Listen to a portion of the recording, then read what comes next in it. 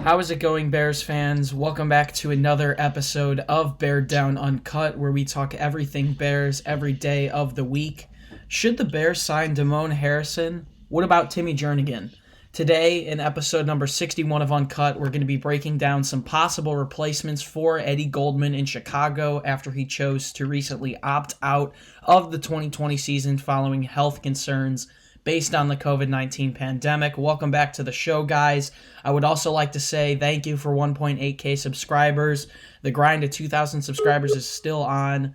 We're about 2,000 away. Still looking to get there, hopefully by the season. So if you are new to the channel, click that red button to subscribe if you want Bears content every day of the week. You can also click the bell for notifications whenever we post. And also, if you are returning to the channel, do us a favor and slap a like on this video. It helps us out a lot. I am your host, Chris Malpe, and today I'm joined with my co-host, Parth Shaw. Parth, how's it going, man? Doing good. Just woke up, had some breakfast, and here we are recording a Bears video. Absolutely. Some pretty unprecedented news, but not shocking news earlier this week when Eddie Goldman, someone who's struggled with asthma and upper respiratory issues throughout his life, earlier this week decided to opt out. So today we are here to discuss some possible replacements. There's still some very good defensive tackles, guys that can plug in at nose tackle, still available on the unrestricted free agent market. So let's go through a couple of those options, and we'll definitely discuss them towards the end of this video. First and foremost, we've got Damon Harrison, someone who has been pondering retirement for a while. Last play with the Detroit Lions. He is 31 years old. Obviously known for some of those great years he had with the New York Giants back around 2016. But obviously he's someone who could be a valuable add to the Bears. Had 2 sacks and 49 tackles in 2019. Also had 3.5 sacks total in 2018 with 81 tackles playing for the Giants and the Detroit Lions with a combined game total of 16. So been productive throughout the last couple of years. Whether or not he's going to retire is still up in the air, but definitely someone who I could think would be valuable in Chicago. Next, moving on to Mike Daniels, someone that I am very familiar with as an Iowa Hawkeyes fan. Not only that, but he's played for 2 NFC North teams, so very familiar to Parth as well. Recently spent a year with the Green Bay Packers. Not as productive, but you would assume if he is brought in, he could possibly be productive and be able to accomplish something in Chicago. He only started in 2 games last year with the Lions, logged 1 sack and 10 tackles. Also 2 tackles for a loss and 2 quarterback hits. But that being said, a 2017 Pro Bowler, had 5 sacks and 49 tackles with 10 tackles for a loss. Just 3 seasons ago, you would assume if he's put in a good position, he can still succeed as well. Heading down the line, we've got the youngest player that we've talked about so far, 27-year-old Timmy Jernigan, someone who obviously was on that 2017 Philadelphia Eagles team that won the Super Bowl with Nick Foles. He had 2.5 sacks and 29 tackles that year. Also 9 tackles for a loss. Back in Philadelphia this year in 2019, before he entered free agency, 2 sacks and 10 tackles in 9 games started. Not the greatest. Also had 3 quarterback hits, but that being said, still someone who, if he comes into the right system, can be a plug-and-play nose tackle and still be successful. And finally, it feels like I've been rambling on here forever, we've got Marcell Dareus, the last player on our list. He is 30 years old, but has had some success with the Jacksonville Jaguars and the Buffalo Bills throughout his career. Dareus, a player who has been in the league since 2011, only started and played in 6 games during the 2019 season, had half a sack, 13 combined tackles, also a tackle for a loss.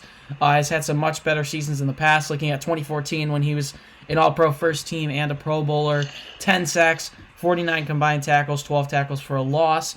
Also had 1 sack and 32 tackles in 2018, his first year with the Jacksonville Jaguars.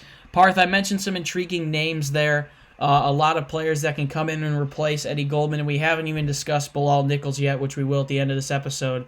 But out of those guys I just mentioned, which one stands out to you? I mean, obviously, Jernigan there on a smaller deal might be intriguing because he's still a grizzled veteran, but is a bit younger. But then again, names like Marcell Dareus and Damon Harrison definitely stand out as good defensive tackles that we've grown up watching. So out of those guys, who's intriguing to you? I'm going to have to go with Damon Harrison. Snacks his nickname, Snacks. So Snacks has been, I think, in the league for almost 7 years now, 8 years. And if you look at the games he's played every single year besides his rookie year, he started all 16 games since then. He's been consistent with his playing time. He's been consistent tackler, consistent with his numbers. I think the Bears don't really need someone too flashy at the nose tackle position. At the end of the day, this defensive line is amazing itself. We got Khalil Mack on the outside, paired up with Robert Quinn this year.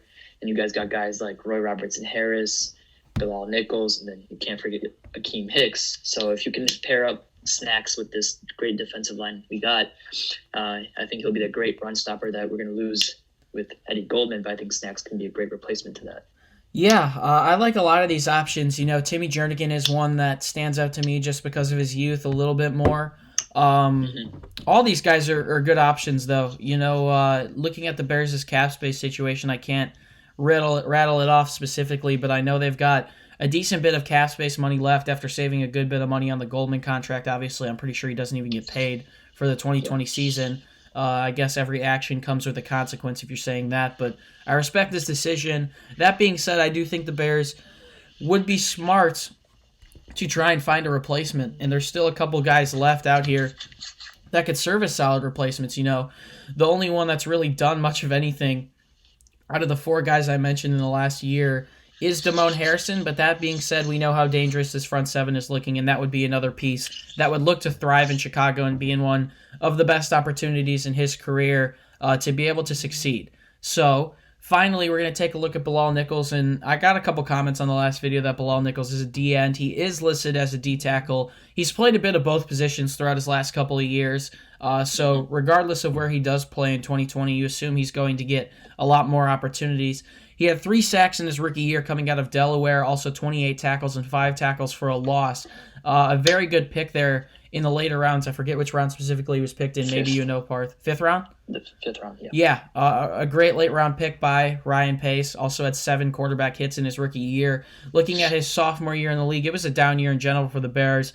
Nichols played in 13 games with 27 tackles, 0 sacks. Also 2 quarterback hits. He might not be a direct plug-and-play at the nose tackle position, but that being said, Parth, I want to ask you, because we discussed it a lot on the last episode, do you think Bilal Nichols is someone who's going to see the field more in 2020, and do you think he'll be able to take advantage of these opportunities in year 3? Yeah, for sure. I think he has a great way to actually insert himself into that nose tackle position if he wants to. I mean, he can definitely become that great run stopper that the Bears desperately need after losing Eddie Goldman. If we look at Eddie Goldman and Akeem Hicks are like the Bears' best run-stopping crew, and the Bears are known for their run-stopping. Without Eddie Goldman, it's going to be tough, especially if we don't find a replacement like Snacks. So if someone like Bilal Nichols can come in, maybe add a couple pounds to his body and play that nose tackle position, it'd be helpful to the Bears to save some money. And if we're looking to move on from Goldman later on in the future, because he does have a pretty hefty contract, it would work out well. And then there's a guy like Roy Robertson-Harris, who also played a little bit of deep tackle and D-end for the Bears last couple of years, who I think can have a really big year this year as well. You also can't overlook, when you're looking at the Bears possibly looking at some replacements, you really can't overlook John Jenkins, because he's been a journeyman throughout his career, but that being said, he's still been pretty productive in some of the opportunities that he's got. Obviously spent, I believe, 2017 with the Bears. He started in only 1 game. He played in 8 games. I believe he didn't do incredible, only 8 total tackles. But that being said, looking at him in 2019, he just turned 30 years old. He was with the Miami Dolphins, 1 sack, 34 tackles, and 2 tackles for a loss with the Miami Dolphins. In 5 games started, 16 total games played. That's not terrible. You look at Eddie Goldman's stats.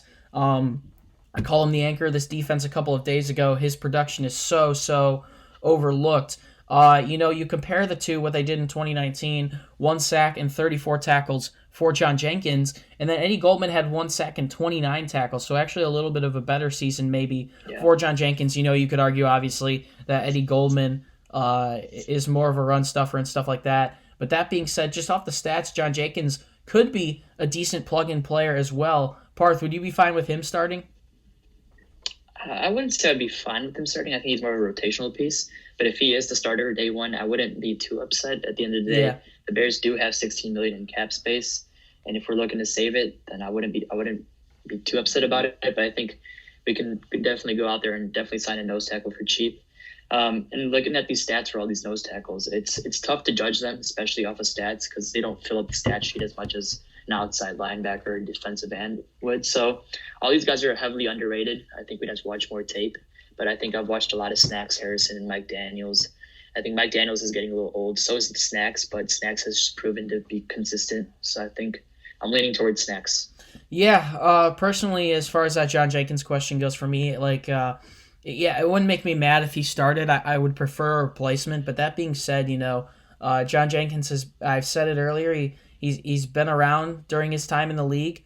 And I don't think I'd mind it with how powerful this front seven is looking. But comment down in the comments who you guys want the Bears to sign if they do bring in a replacement nose tackle. Thank you guys so much for tuning into episode number 61 of Uncut. If you want more content from us, you can head over to bearddown.com. We're posting an article today on some possible replacements for Eddie Goldman, so you can find some more insight on there about that. If you are on social media, you can find us on Instagram and Twitter at Beared Down, and you can also find the links to Parth and my Instagram fan pages down in the description. Parth Shaw, it's early morning recording. We're not normally used to that, but any last words? Hopefully the Bears can find a replacement. If not, John Jenkins, Bill Nichols, and Roy Robertson Harris, I'm completely fine with them. But yeah, I think training camp starts. I think players have already reported, right? Yeah. I think the ramp up will start this Saturday. Okay, I'm excited. This quarterback competition, everything's going to be underway. Nick Foles almost scared us by opting out, I heard. But that would have just ruined the entirety of training for him. Yeah, definitely would have. Yeah, but that's about it. Yeah. Thank you guys so much for tuning in. Once again, it's been a pleasure to be your host. My name is Chris Malpe. Thank you so much for listening to this episode of Uncut. Grind to 2K is on. Bears fans, do us a favor, stay safe, and as always, bear down. We'll see you in the next one. Peace.